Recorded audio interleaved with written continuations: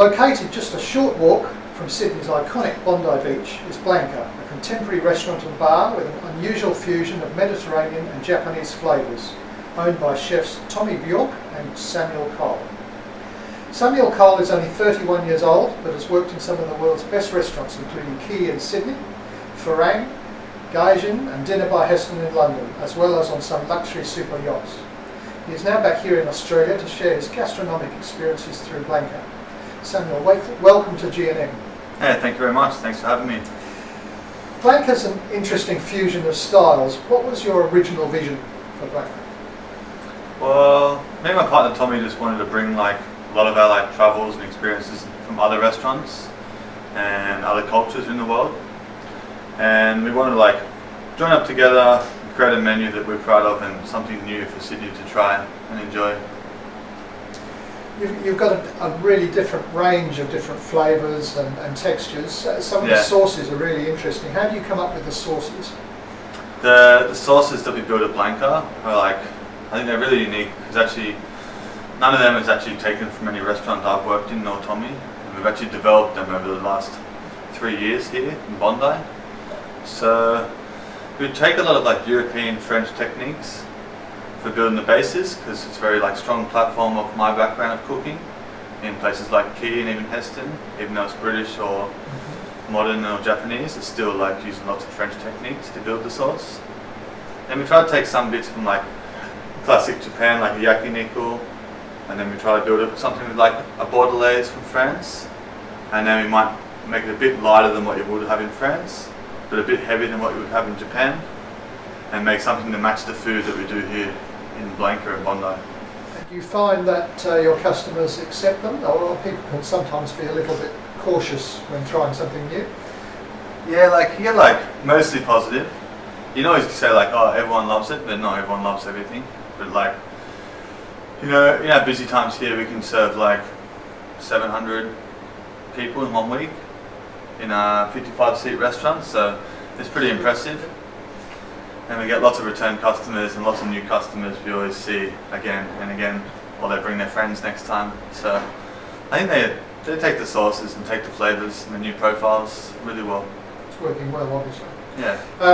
Has your food style changed over the years? And how do you speculate where you might be going?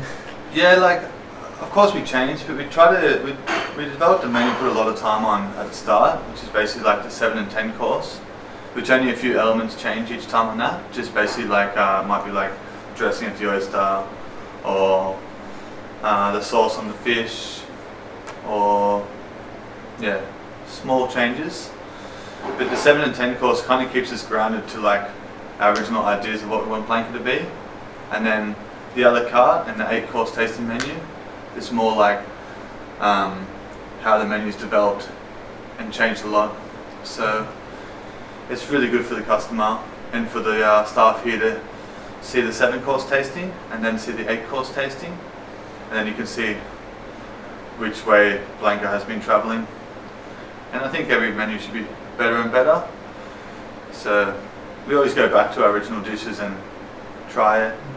If we might end up adding a little bit anchovy to the yogurt to bring more umami to the octopus dish, but only minimal changes, just to keep the dish, moving forward, but still keeping us grounded to our original ideas for Blanca. You've worked in some of the finest restaurants and on a number of yachts, which obviously have challenges of their own. What are some of the learnings from these different kitchens that you've worked in? How do they differ from a small kitchen? Well, I feel as a chef you would understand that when you go to a kitchen, it doesn't matter if you've had 2 years training, 4 years training, 10 years training. If you want to keep stepping forward, you put yourself in positions where all of a sudden all your training is not the same as what you're doing now, and it's kind of you kind of feel you're not good enough, and it's really stressful, and I'm never going to get it, and then after 3 or 4 months you kind of start taking over a section. Then everyone starts realising oh yeah, he's got it. And when you got the feeling of picking up in a good kitchen, say Heston Blumenthal in London, first 3 months, like I said, big struggle. The remaining time there, taking over sections, move section to section. Once you get the system And the same thing with the boats. I went there with 13 years of fine dining, all of a sudden making your own menus and only cooking for 12 people, but wanting like a really high end level of food was another challenge again, a massive struggle. And you know, I think to move forward you have to just take the hard times and make your way through it. Obviously on a yacht you have a limited pantry, and how difficult is it to be creative in that environment? My time on the yachts, I became like, I think, more creative in ways that I didn't get from restaurants. In restaurants I picked up lots of skills from repetition. On the yachts, having a limited pantry and limited space, and only cooking for 12 people, I'd be at the markets every day, sourcing my own ingredients, seafoods, fish, doing my own menus every night for the weeks ahead for new customers. So my daily jobs on a yacht would be breakfast, lunch, dinner. In between them, 2 staff meals, breakfast and a dinner. And the level of food you create on a yacht is very, very high. Customers want to eat the caviar, the lobsters, the best of each area. They want to eat the vongolais in Italy. You know, they want to have bath style stews sometimes. So the customers sometimes give you their kind of preferences. Then you have to like learn different cuisines kind of yourself that you might not have picked up in a restaurant. So creativity on the yachts is like massively booming. Okay. And not a lot of free time? No free time. No free time. I think at one point on the yachts I did 11 weeks straight, and my shifts would be usually from 5 AM getting the boats to the markets, finishing about 1 AM. So you do all the cooking, cleaning Right. a couple of times a day. Good experience, but It's a really good experience. And it really helped me a lot for building and writing menus for a restaurant in the future.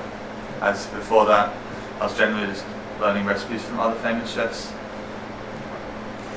Have you managed to balance your love of travel and surfing with running a restaurant? I think my other life has taken a big hit. But there's lots of rewarding times of running a restaurant, and there's lots of sacrifices as well. It's a really hard business, and everyone's seen how Sydney's been the last few years. It's kind of taken lots of hits, and lots of people have been closing. So it hasn't been easy to keep the doors open here either. But we have a great team, we have a good focus, we make great food, we have a lot of people who come back. So surfing kind of comes second now. Okay, thank you, Sam. Blanca's obviously a really interesting restaurant, and I urge everyone to come here and try it. Thank you. Yeah.